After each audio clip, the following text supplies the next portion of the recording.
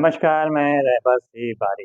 आज के इस बुलेटिन में बात होगी ईरान का इज़राइल पर हुए ज़ोरदार हमले की, बात होगी भारतीय जनता पार्टी की घोषणा पत्र की, बात होगी कमज़ोर होते एनडीए गठबंधन की, बात होगी मजबूत होते इंडिया गठबंधन की और अंत में बात होगी क्या वाकई ईवीएम से चुनाव कराना घातक होगा। शुरुआत करते हैं आज की सबसे बड़ी खबर से। इस प्रकार ईरान ने ताबड़तोड़ हमला किया शनिवार देर रात, इजराइल को हिलाकर रख दिया। लगभग 301 missile, cruise missile, ballistic missile के साथ साथ ड्रोन से भी हमला किया गया।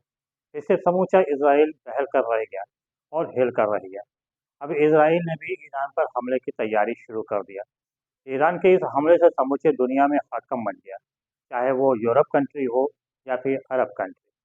सभी देशों में और एशिया, सभी देशों में हड़कंप मच गया है। और ख़ास तौर से ये कि अगर इजराइल ईरान पर हमला करता है तो ईरान फिर से उसका जवाब देगा। तो अगर ऐसा होता है तो फिर तीसरा विश्व युद्ध छिड़ सकता है। इस बीच रविवार देर शाम हिजबुल्लाह की तरफ से इजराइल को तगड़ी धमकी दी गई और कहा गया कि अगर इजराइल ने जवाबी हमला ईरान पर किया तो इजराइल के ऊपर हिजबुल्लाह की तरफ से तेज हमला किया जाएगा। बताया चलें कि हिजबुल्लाह जो है वो ईरान का ही एक समर्थित संगठन है और इजराइल और हिजबुल्लाह के पास ईरान के द्वारा भेजा गया हथियारों का ज़ख़ीरा है।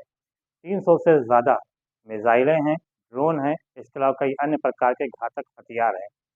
इसके अलावा यमन के हूथी ने भी धमकी दी है इजराइल को कि अगर ईरान पर हमला किया गया तो इसका जवाब पूरी मजबूती के साथ दिया जाएगा और लाल सागर में किसी भी जहाज़ को आगे बढ़ने नहीं दिया जाएगा।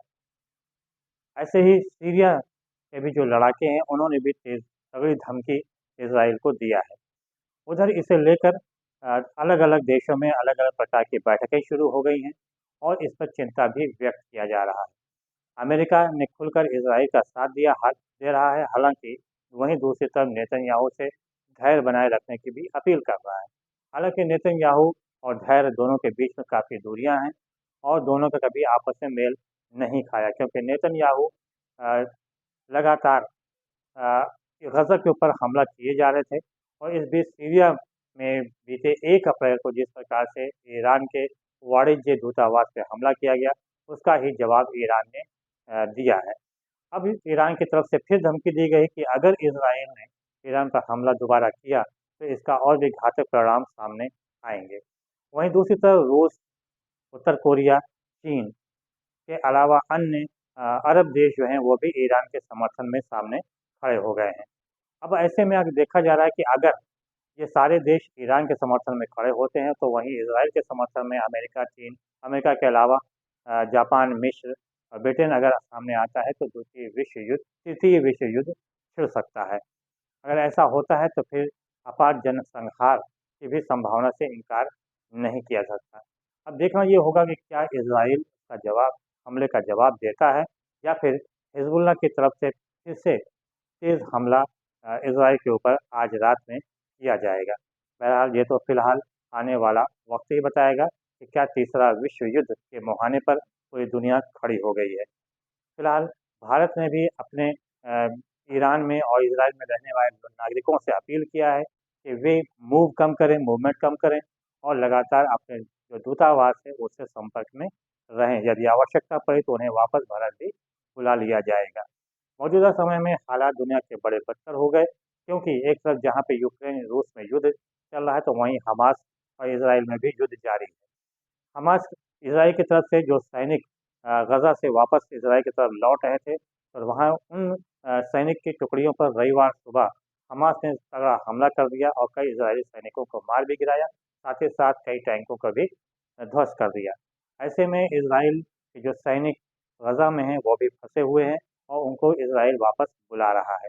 अब देखना ये होगा कि अभी आने वाले वक्त में क्या ये युद्ध के रूप ले सकता है या फिर सभी देश मिलकर इस युद्ध को आगे बढ़ने से रोकेंगे। बात किया जाए भारत में चुनाव की सरगर्मी को देखकर दुनिया में एक तरफ जहाँ पे तीसरे विश्व युद्ध की सरगर्मी बढ़ गई है, आशंका बढ़ गई, तो वहीं भारत में चुनावी सरगर्मी भी तेज हो गई है। आज भारतीय जनता पार्टी ने अपना घोषणा पत्र जारी कर दिया। प्रधानमंत्री नरेंद्र मोदी ने घोषणा पत्र जारी करते हुए अपनी तमाम उपलब्धियों को गिनाया भी। 10 साल की उपलब्धियों को गिनाते हुए उन्होंने कहा कि जितना विकास देश का इन 10 वर्षों में हुआ, उतना विकास 60 वर्षों में अन्य सरकारों की मौजूदगी में नहीं हो सका था। और उन्होंने आगे की भी रणनीति बताई और कहा कि आगे भी इसी प्रकार का विकास कार्य वो तक किया जाता रहेगा। उन्होंने अपनी गारंटियों को भी गिनाई। उधर इंडिया गठबंधन भी लगातार मजबूत होता जा रहा है और चाहे वो महाराष्ट्र की बात किया जाए, बिहार की बात किया जाए, उत्तर प्रदेश की बात किया जाए, हर जगह पर इंडिया गठबंधन के साथ बड़ी संख्या में लोग अब जुड़ते नजर आ रहे हैं। वहीं दूसरी तरफ बात किया जाए रायबरेली से प्रियंका गांधी का चुनाव लड़ना लगभग तय हो चुका है। उधर सोमवार को निगाह लगी हुई है सबकी सुप्रीम कोर्ट की तरफ। सोमवार का इंतजार है सबका कि क्योंकि अरविंद केजरीवाल ने सुप्रीम कोर्ट में जमानत की याचिका दायर किया है और सोमवार को यानी 15 अप्रैल को सुप्रीम कोर्ट ने इसकी सुनवाई करने का भी समय दिया है। अब सभी को इंतजार है कि क्या अरविंद केजरीवाल को जमानत मिलती है या फिर उन्हें फिर से जेल जाना पड़ेगा।